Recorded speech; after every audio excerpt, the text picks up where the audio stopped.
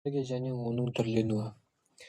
Энергия физикалық жүйенің жұмыс атқару қабілетін сипаттайтын негізгі шама және барлық табиғат құбылыстарының негізі.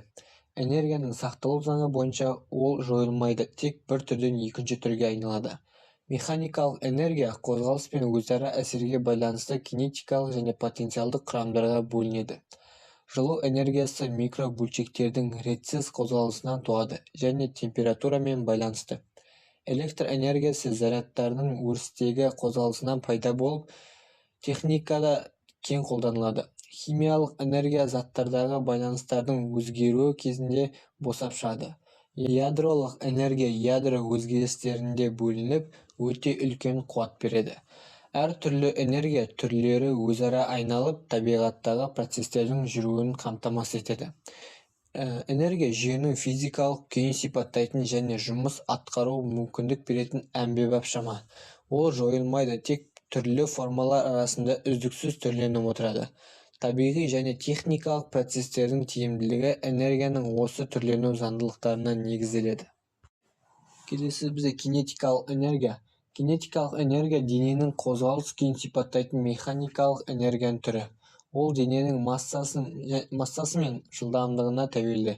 Дененің кинетикалық энергиясы оның жылдамдығы артқан сайын квадраттық түрде өседі. Сондықтан жоғары жылдамдықтағы денелер өте үлкен энергияға ие болады. Кинетикалық энергия дененің қозғалысы тоқтағанда нөлге айналады. Ал сыртқы күштердің әсері кезінде ол потенциалдық жылу немесе басқа энергия түрлеріне түрленуі мүмкін. Бұл шама механикадағы жұмыс энергия теоремасы арқылы түсіндіріледі. Денеге әсер ететін күштің істеген жұмысы оның кинетикалық энергиясының өзгерісіне тең. Сондықтан кинетикалық энергия қозғалыстың динамикасын талдауға, соқтығыстарды есептеуде және механикалық жүйелердің тиімділігін бағалауда маңызды рөл атқарады. Және бізде потенциалдық энергия.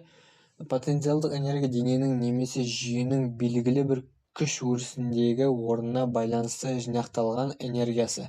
Ол дене белгілі бір биіктікте тұрғандықтан, серпімді дене созылғанда немесе сығылғанда, сондай-ақ электрлік және гравитациялық өрістерде пайда болуы мүмкін. Гравитациялық потенциалдық энергия.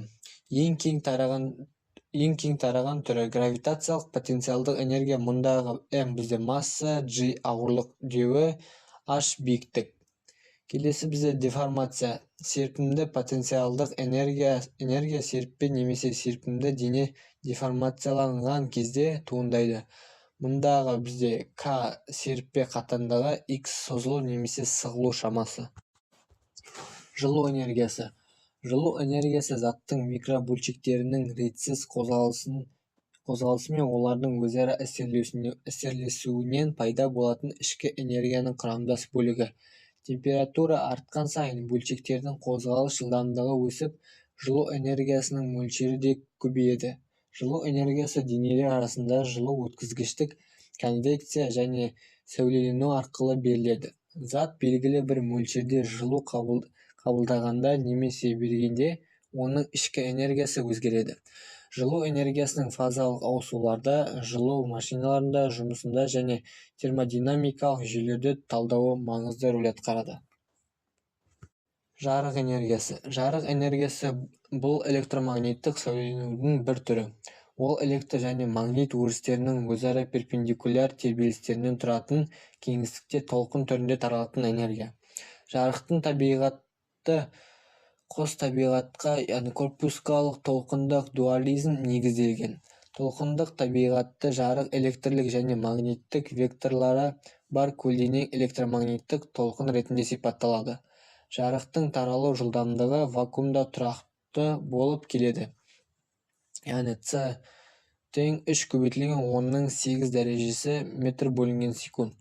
Толқындық қасиеттер интерференция, дифракция және поляризация құбылыстары арқылы көрініс табады. Жарықтың энергиясы толқынның амплитудасына, ал түсі толқын ұзындығына немесе жиілігіне байланысты. Электр энергиясы. Электр энергиясы электр зарядының электр өрісіндегі қозғалысы немесе олардың өріспен өзара әсерлесуі нәтижесінде пайда болатын энергия түрі.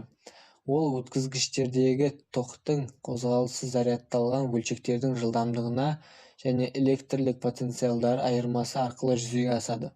Электр энергиясының мөлшері кернеу мен ток күшінің көбейтіндісі арқылы анықталады. Электр тізбектерінде қуат пен жұмыс ұғымдарымен байланысты бұл энергия түрі генераторлар мен түрлендіргіш құрылғыларда механикалық, химиялық немесе жылу энергиясынан өндіріліп, кейін жарықтандыруда, ақпараттық технологияларда, өндірістік жүйелерде және тұрмыстық жабдықтарда тиімді пайдаланылады.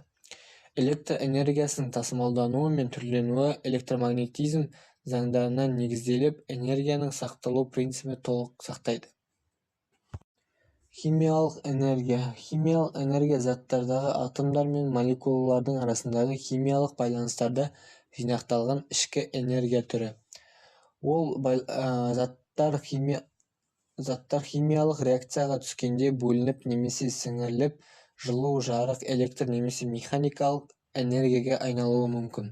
Химиялық энергияның мөлшері молекулалық құрылымға байланысты беріктігіне және реакцияның термодинамикалық қасиеттеріне тәуелді.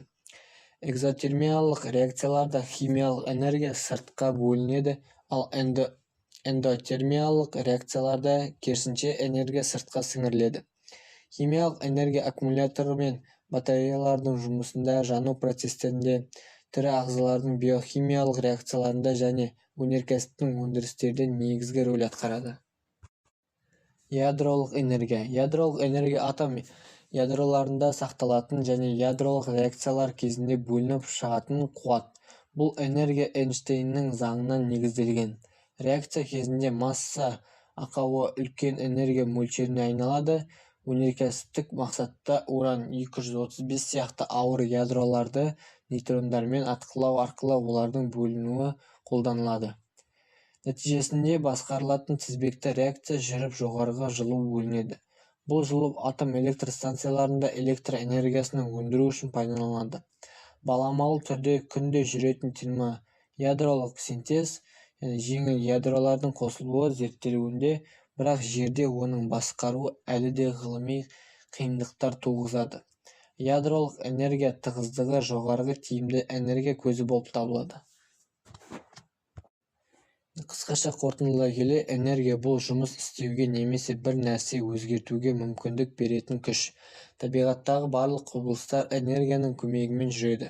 Энергия бір жерден екінші жерге өтеді және бір түрден басқа түрге айнала алады, бірақ ешқашан жоғалып кетпейді. Қорытындылай айтқанда, энергия өмірдің және табиғаттың негізгі бөлігі.